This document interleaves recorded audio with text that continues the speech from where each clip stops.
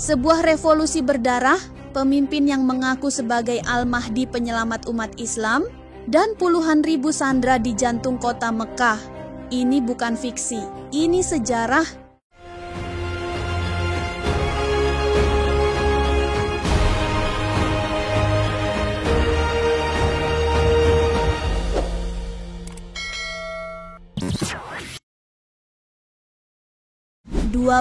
November 1979,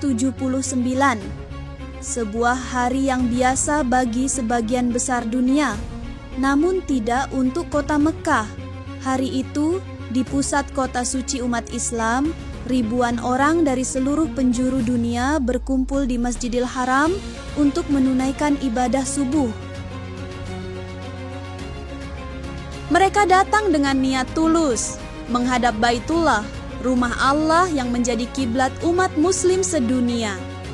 Tak ada yang menyangka bahwa hari itu akan tercatat dalam sejarah sebagai salah satu peristiwa paling kelam dan dramatis dalam sejarah modern Islam. Peristiwa yang melibatkan nama seorang pria yang mengaku sebagai Mahdi dan seorang pemberontak yang siap mengguncang dunia Islam dari dalam. Pagi itu, seperti biasa, azan subuh berkumandang di udara kota Mekah yang tenang. Masjidil Haram dipenuhi jemaah lelaki, perempuan, tua dan muda, semua berdiri khusyuk dalam barisan sholat, menghadap Ka'bah. Tidak ada yang terlihat mencurigakan, semuanya berjalan sebagaimana mestinya. Namun, begitu imam mengucap salam terakhir dan sholat subuh selesai, situasi berubah drastis. Tiba-tiba, dari antara para jemaah, muncul sekitar 200 orang pria mengenakan jubah putih. Dengan gerakan cepat dan terkoordinasi, mereka mengeluarkan senjata otomatis dari balik pakaian mereka senjata yang diselundupkan diam-diam ke dalam kompleks suci. Beberapa langsung mengambil alih area mimbar dan mikrofon. Kemudian, sebuah suara menggema dari pengeras suara Masjidil Haram.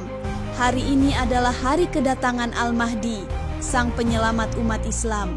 Hari ini adalah awal dari akhir zaman.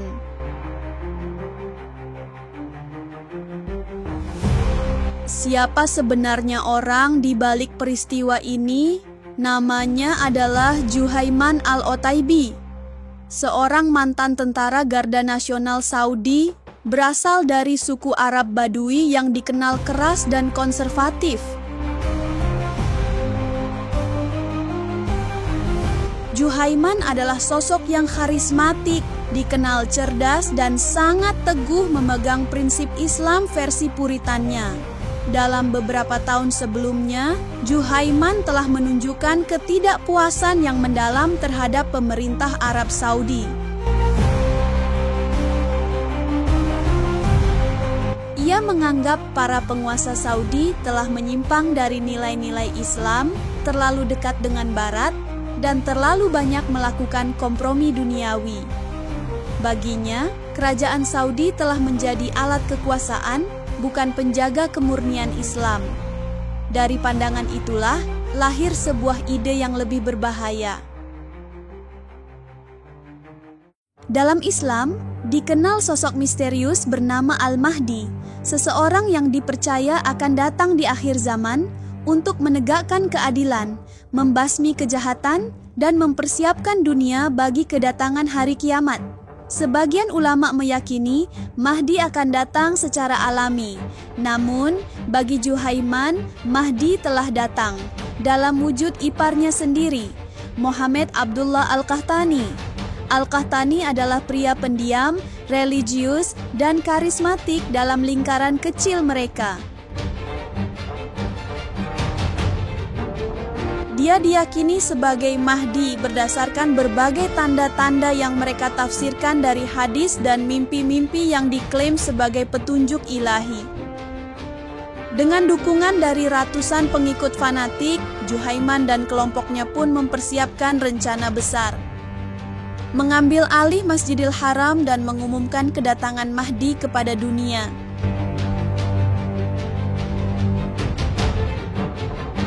Kembali ke pagi itu, 20 November 1979. Setelah pengumuman mengejutkan, sebagian jemaah masih dalam kebingungan. Beberapa bahkan bersorak takbir menyambut sang penyelamat. Namun, suasana haru itu tak berlangsung lama. Ketika pihak keamanan mendekati masjid untuk mencari tahu situasi, rentetan tembakan terdengar dari dalam. Juhaiman telah memerintahkan pasukannya untuk menutup semua pintu masuk Masjidil Haram. Para penembak jitu disebar di menara-menara masjid, siap melawan siapapun yang mencoba masuk. Masjid paling suci dalam Islam kini berubah menjadi medan perang. Pemerintah Arab Saudi yang mendengar kabar ini langsung terguncang. Masjidil Haram adalah tempat tersuci bagi umat Islam. Tidak boleh ada satu peluru pun ditembakkan di sana. Namun kini, ratusan orang bersenjata menodainya, mengaku membawa sang penyelamat. Pihak berwenang sempat melakukan blackout informasi. Tidak ada media yang diizinkan meliput. Mark Hambley, pejabat politik di Kedutaan Amerika Serikat saat itu, mengatakan bahwa tak banyak orang tahu apa yang sebenarnya terjadi. Barulah kemudian, dari informasi pilot helikopter Amerika yang terbang bersama aparat Saudi di atas Mekah, situasi perlahan mulai terungkap. Selama 2 minggu penuh, pengepungan Masjidil Haram berlangsung. Pasukan keamanan Saudi dengan penuh pertimbangan agama dan hukum Islam sangat berhati-hati. Mereka bahkan meminta fatwa ulama besar agar bisa menggunakan kekuatan di tempat suci itu. Setelah mendapat izin, barulah mereka melancarkan serangan perlahan. Mereka menggunakan gas beracun, bom suara, dan pertempuran dari lorong ke lorong. Beberapa laporan menyebutkan bahwa bahkan tentara elite dari Prancis, pasukan GIGN, diam-diam dikirim untuk membantu, menyamar sebagai mualaf. Pertempuran sengit pecah di ruang bawah tanah dan bagian dalam masjid. Ratusan orang tewas baik dari pihak pemberontak, jemaah, hingga pasukan keamanan. Akhirnya, setelah 2 minggu, sisa-sisa pemberontak berhasil ditangkap. Juhaiman al-Otaibi hidup. Dia ditangkap bersama beberapa pemimpin lain kelompoknya. Namun, Muhammad Abdullah al-Qahtani, sang Mahdi, tewas dalam pengepungan. Hal itu menciptakan pukulan besar terhadap keyakinan para pengikutnya. Setelah persidangan kilat, 63 orang eksekutor dari kelompok Juhaiman dihukum mati. Mereka dieksekusi di depan publik sebagai peringatan keras. Peristiwa ini menjadi titik balik penting dalam sejarah Saudi. Setelah pendudukan, pemerintah Arab Saudi memperketat kontrol keagamaan di masyarakat. Mereka mulai memberikan lebih banyak kekuasaan kepada ulama demi mencegah munculnya ekstremisme seperti yang dilakukan Juhaiman. Ironisnya, ide-ide Juhaiman tetap hidup tidak dalam bentuk aksi nyata, tapi menginspirasi banyak gerakan ekstremis setelahnya, termasuk sebagian ideologi radikal modern.